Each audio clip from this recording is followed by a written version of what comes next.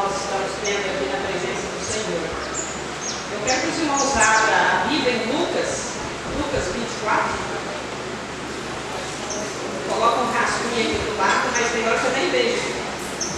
Eu não sei ver a pregação e o rascunho, mas eu fui, né? Deus tem abençoado a minha vida. Eu tenho pedido para Deus que eu não sou nada, eu falo para Deus, mas que Ele é tudo na minha vida.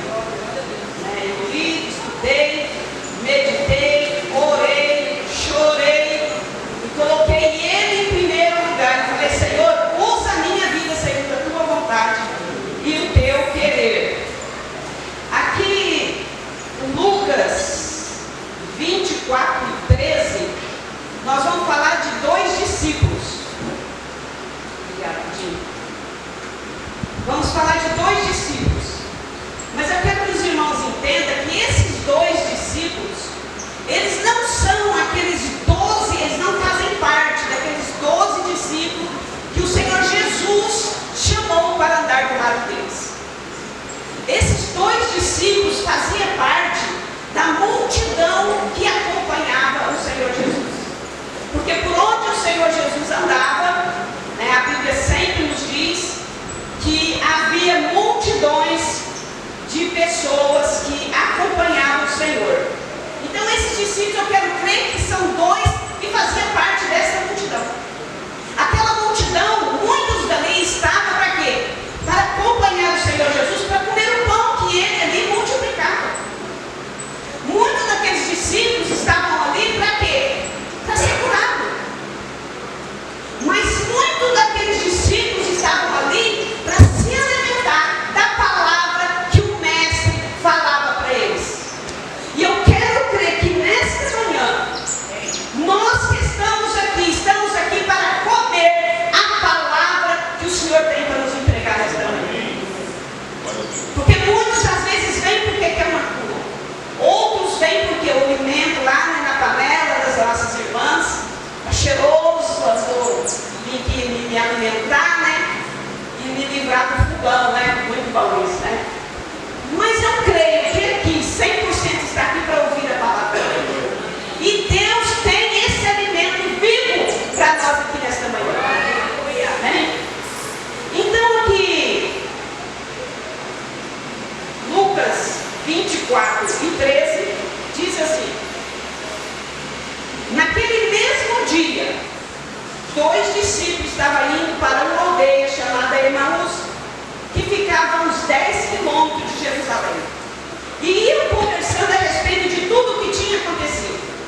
Enquanto conversavam e discutiam, o próprio Jesus se aproximou e ia com eles, porém os olhos deles estavam como que impedidos de o reconhecer.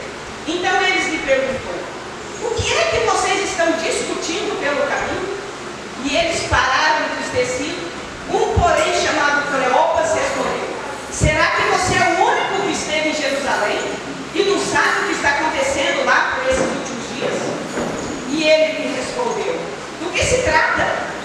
E eles explicaram: aquilo que aconteceu com Jesus, o Nazareno, que era profeta, poderoso em obras e em palavras diante de Deus e de todo o povo. E como os principais sacerdotes e as nossas autoridades o entregaram para ser condenado à morte e o crucificaram. Nós esperávamos que fosse ele quem havia de redimir Israel. Mas depois de tudo isso, já estamos no terceiro dia desde que essas coisas aconteceram. É verdade também que algumas mulheres do nosso grupo nos surpreenderam, indo de madrugada ao túmulo e não achando o corpo de Jesus, voltaram dizendo que tinha tido uma visão de anjos, os quais afirmam que ele vive. De fato, alguns dos nossos foram ao túmulo e verificaram a exatidão do que as mulheres disseram, mas não ouviram. Então ele lhe disse: como vocês são insensatos e demoram para crer em tudo que os profetas disseram. Não é verdade que o Cristo tinha que sofrer para entrar na sua glória? E começando por Moisés e todos os profetas, explicou-lhe o que estava constatado a respeito dele e de toda a Escritura. Quando se aproximaram da aldeia para onde iam, ele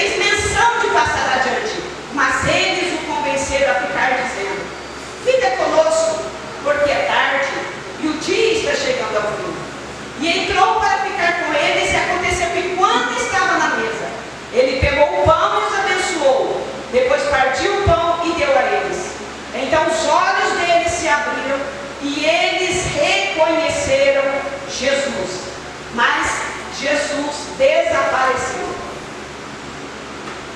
E disseram um ao outro: não é verdade que o coração nos ardia no peito, quando esses nos falavam pelo caminho, quando nos explicavam a Escritura? E na mesma hora, levantando-se, voltaram para Jerusalém, onde acharam reunidos os 11 e os outros com eles, os quais diziam: de fato, o Senhor ressuscitou e já apareceu a Simão. Então os dois contaram o que lhe havia acontecido no caminho, quando tinha reconhecido o Senhor no partir do pão. É uma leitura bem extensa, mas para que os irmãos compreendam, né, o que a palavra quer dizer. E como eu dizia para os irmãos, no versículo 13 aqui, nós vamos voltar uma semana atrás. Por quê? Porque esses discípulos, como eu disse para os irmãos, faziam parte daquela multidão que seguia Jesus. E quando Jesus estava ali em Jerusalém, que era época de Páscoa, era época de festa, Jerusalém estava lotada de pessoas que vieram de todos os lugares. E estava cheio de pessoas naquele lugar. E como sempre o Senhor Jesus chamava os seus discípulos, aquele que ele escolheu, para que se retirasse a um lugar para que pudesse ele orar, para que ele não estivesse entre a multidão. E assim Jesus fez, chamou os seus discípulos, e alguns foram com ele. E eles foram para ali, para o Jardim das Oliveiras, para orar. E Judas ficou para trás. E Jesus, chegando ali no Jardim das Oliveiras, ele disse para alguns dos discípulos: fica aqui, que eu vou mais à frente para falar com o Pai. E os discípulos ficaram ali e Jesus foi orar. Diz a palavra do Senhor que o Senhor estava muito angustiado, porque ele sabia que o dia, aquilo que era para acontecer com ele, já estava perto. Então ele estava muito angustiado. Lembrando que Judas ficou para trás. Judas entregou Jesus. Judas vendeu Jesus por 30 moedas de prata. E falou ali para as autoridades onde Jesus se encontrava. E Jesus estava lá orando e falando com o Pai. Diz a palavra de Deus que o Senhor orava, era tanta angústia que o suor dele se tornou gotas de sangue. A angústia que ele sentia era tanta que ele estava suando sangue. E ele disse: Senhor meu Pai, se for possível, passa de mim esse cálice. Todavia não faça a minha vontade, mas a tua vontade. E quando Judas entregou Jesus, os sacerdotes, as autoridades foram ao encontro de Jesus. E esses discípulos que estavam perto de Jesus ali viram e se esconderam, porque eles também queriam pegar os discípulos. E essas autoridades, esses sacerdotes foram até Jesus, pegou Jesus, levou novamente para Jerusalém. E ali a multidão pôde contemplar um Jesus que só fazia o bem, sendo chicoteado, sendo maltratado, sendo humilhado diante da multidão. E esses dois discípulos que eu estou falando com vocês estavam juntos, vendo isso, vendo um Jesus que só falava de amor, só falava de esperança, falava sobre o perdão. Era um Deus que não tinha como falar que ele era ruim. E esses dois discípulos viam Jesus sendo maltratado, e eles viram Jesus sendo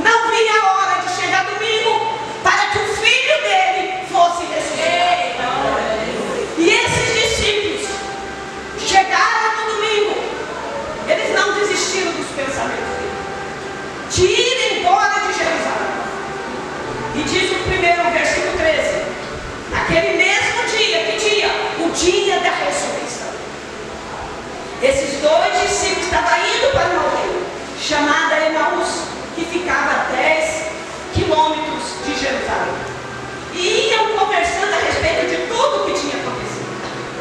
Enquanto conversava e discutia, o próprio Jesus se aproximou e ia com eles. Porém, os olhos deles estavam como impedidos de o reconhecer. Os discípulos estavam nessa estrada, com 1000 problemas ali na cabeça, 1000 perguntas na cabeça. Por que fizeram isso com Deus? Por que um Deus tão bom eles mataram? Por que crucificaram ele? Um Deus que tinha sua palavra de perdão. Por quê? E por quê? E por quê? E quando esses porquês ficam na nossa cabeça? E por que isso? E por que aconteceu isso? E por que aquilo? E por que aquilo? Eu quero dizer uma coisa para os irmãos.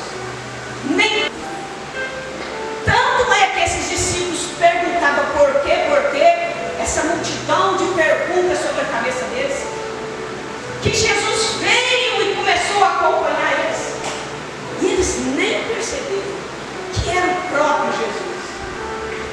E quando essa multidão de pensamento fica na nossa cabeça, muitas vezes Deus manda alguém para caminhar conosco. Deus usa aquela pessoa para falar conosco. Mas o turbilhão de pensamento na nossa cabeça, nós não prestamos atenção que foi Jesus que mandou aquela pessoa para nos dar até uma resposta. E nós estamos tão preocupados com os nossos pensamentos e não vimos o que o Senhor está fazendo. E assim aconteceu com os discípulos. Jesus estava do lado deles e eles não reconheceram. O 17. Então eles lhe perguntou, o Senhor Jesus, ele lhe perguntou: o que é que vocês estão discutindo pelo caminho?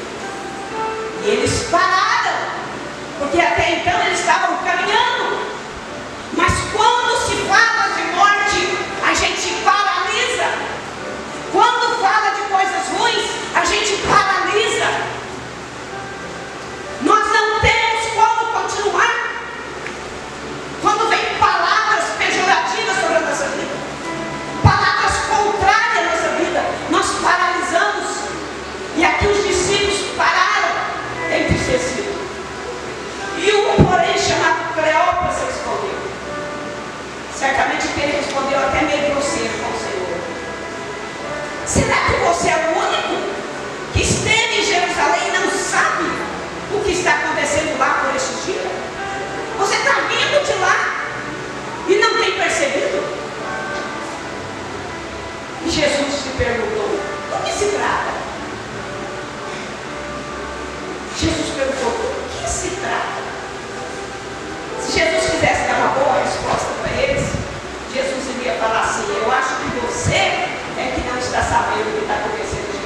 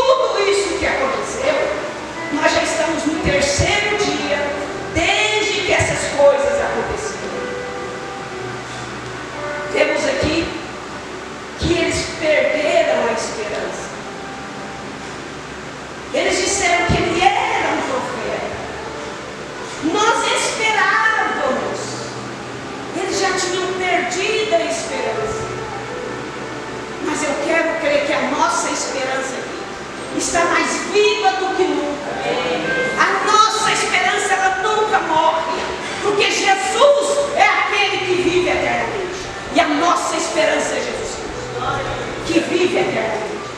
Aqui eles tinham perdido as esperanças. Eles já não acreditavam mais naquele Jesus que tanto falou, que tantas palavras falava, mas estava morto no pensamento deles. E ele ainda foi um pouco mais longe. Eles disseram assim no 22: bem verdade, também que algumas mulheres, nós vemos que no passado as mulheres, que elas falavam, eles não davam crédito.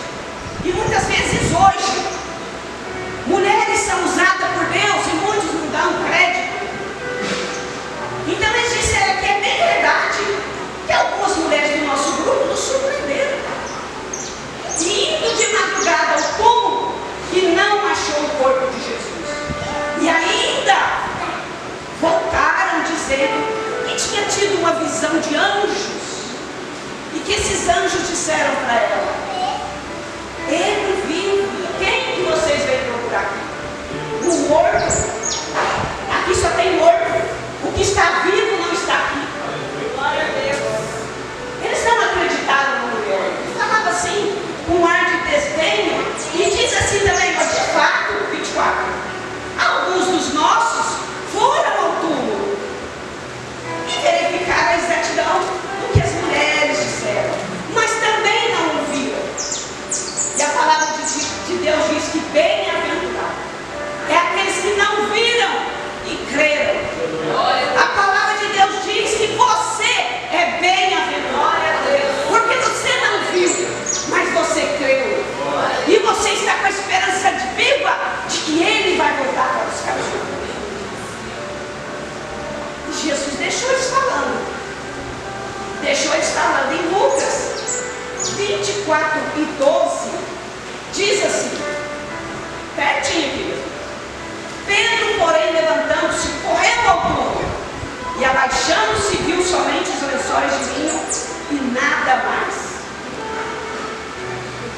Pedro aqui, quando as mulheres falaram, ele saiu correu até o túmulo, mas ele correu e não entrou. Ficou de fora, agachou e olhou e viu somente o lençol de linho. Não adianta a gente correr e não entrar e não deixar a palavra de Deus entrar no nosso coração. Se Pedro tivesse entrado no túmulo, ele não ia ver só aqueles lençóis. Ele ia ver do lado um lenço dobrado. E Pedro ia saber o significado daquele lenço. Eu não terminei o que eu vim fazer. Eu voltarei. Mas Pedro não entrou e não viu isso. Ele somente voltou para trás porque ele não viu Jesus. E o Senhor Jesus deixou eles desabafar bastante. E então no verso 25, Jesus lhe diz: como vocês são insensatos, como vocês demoram para compreender e para crer em tudo que os profetas disseram. Aqui em cima eles falaram que Jesus era um profeta. E diz assim no 26: não é verdade que o Cristo tinha que sofrer para entrar na sua glória? Isso era Jesus falando com eles. Não era necessário que Jesus viesse, morresse, padecesse e subisse para a sua glória?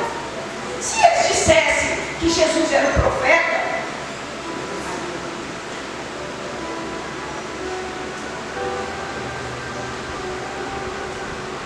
esse profeta, meus irmãos, falaram várias vezes que ele iria voltar, que ele ia padecer.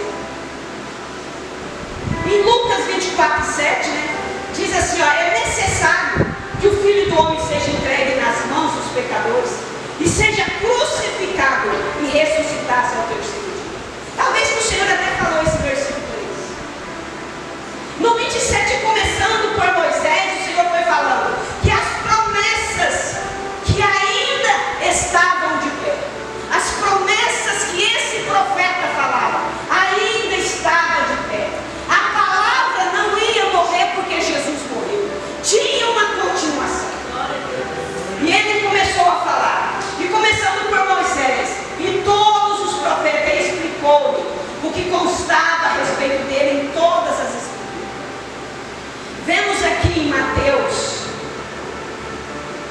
16 e 21, diz assim, ó, desde esse tempo, Jesus começou a mostrar aos seus discípulos que era necessário que ele fosse para Jerusalém, sofresse muitas coisas nas mãos dos anciãos e dos principais sacerdotes e dos escribas, e fosse morto, e no terceiro dia ele ressuscitava. E esses discípulos parece que não se lembravam dessas palavras. Vemos também que em vários lugares o Senhor dizia que era necessário que ele fosse crucificado, que ele fosse maltratado aqui nessa terra, mas que no terceiro dia ele ressuscitava. E esse dia que esses discípulos estavam aqui no caminho de Emaús, juntamente com o mestre que eles não tinham percebido, era o dia que Jesus estava ressuscitando. Mas eles não esperavam a promessa. E muitas vezes nós quebramos a nossa cara, porque nós não esperamos a promessa. Se Deus tiver uma porta para abrir, eu vou esperar essa porta se abrir. Se Deus tem uma promessa que um dia eu vou louvar na casa do Senhor, eu vou me preparar para isso. Eu não vou querer vir aqui brigar com meu irmão, eu preciso cantar. Eu vou me preparar. E no momento certo, o nosso irmão, porque é Deus quem toca no coração, e vai te chamar para cantar. Nós não precisamos arrumar a porta. E Jesus prometeu, falou que a palavra dele estava no escrito, que era nessa vida. A gente só fala uma coisa dessa, meus irmãos, quando a palavra está gostosa de ouvir. Quando uma pessoa fala demais, a gente não vê a hora dele ir embora. Mas os discípulos aqui estavam comendo aquela palavra que esse profeta, que era Jesus, que eles não reconheceram. Eles estavam alimentando dessa palavra, estavam fazendo bem para eles.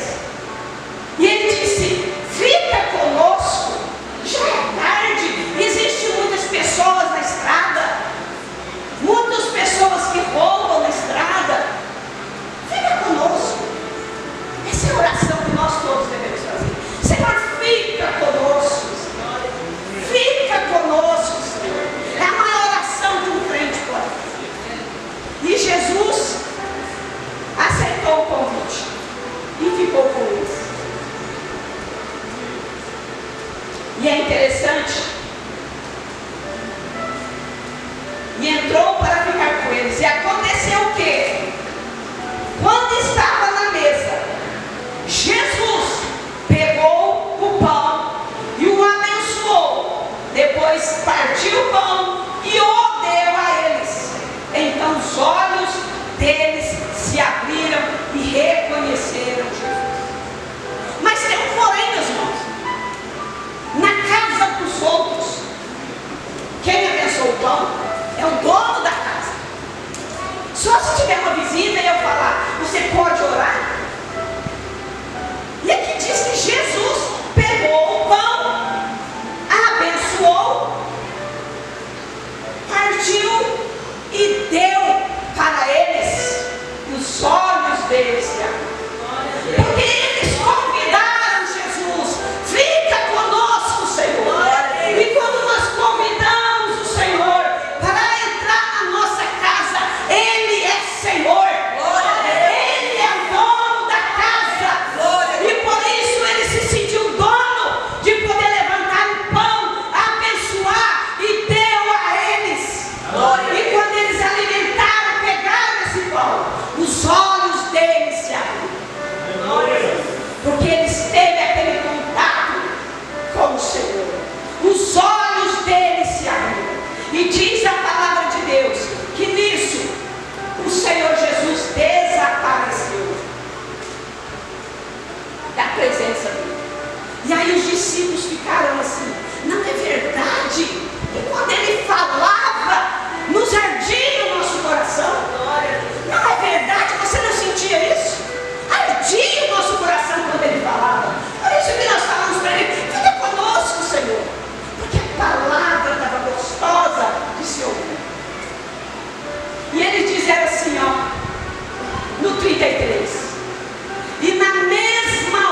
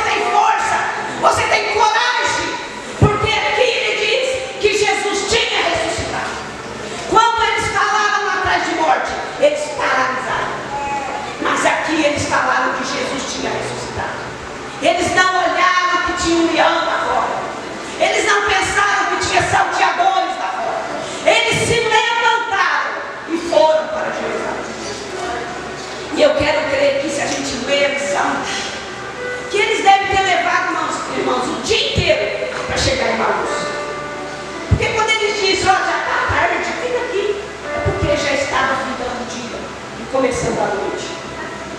E nessa hora aqui, eu creio que em poucas horas, eles chegaram em Jerusalém. Eles voltaram para Jerusalém. Eles não esperaram o dia amanhecer.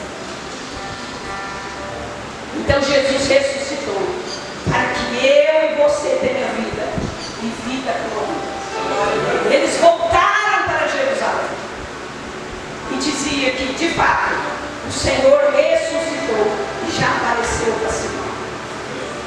E tinha aparecido também para a mulher lá, aqueles anjos que eu falo com vocês. Então, meus irmãos, não fiquem em Emaús. Emaús não é o nosso lugar. O nosso lugar é em Jerusalém. Não fique parado remoendo o que está acontecendo. Não fique parado remoendo o que poderia e o que não poderia ter acontecido. Porque quando isso acontece, nós perdemos a nossa visão que Deus está conosco, que Deus está do nosso lado. Quando nós falamos com o Senhor, essa multidão de conversa na nossa mente, de pensamentos na nossa mente, é somente para nos distrair, para nos tirar o foco. Mas em nome de Jesus, nesta manhã, o Senhor vai trabalhar na nossa mente, e todos os pensamentos contrários, toda multidão de pensamento na nossa mente, vai ser repreendido. Glória a Deus. Porque quando nós ficamos com pensamentos, e porquês, nós perdemos a nossa visão daquilo que Deus tem para fazer no nosso mundo. Se os discípulos tivessem ficado em Jerusalém, eles não passaram por nada disso aqui. Mas como diz, todas as coisas cooperam para o bem daqueles que amam a Deus. Talvez não tinha essa história para contar para nós hoje. Mas se eles tivessem ficado lá em Jerusalém, porque eles viram a promessa somente até um ponto. Eles não esperaram a promessa cumprir. Espera a promessa cumprir na sua vida. Não queira quebrar e arrebentar a porta. Espera que no tempo certo Deus te coloca no lugar que Ele quer. Não é no lugar que eu quero, e não é no lugar que você quer. É no lugar que Ele quer, no tempo dele, na hora dele. Não fique em Emaús. Se levante e volta para Jerusalém. Glória a Deus.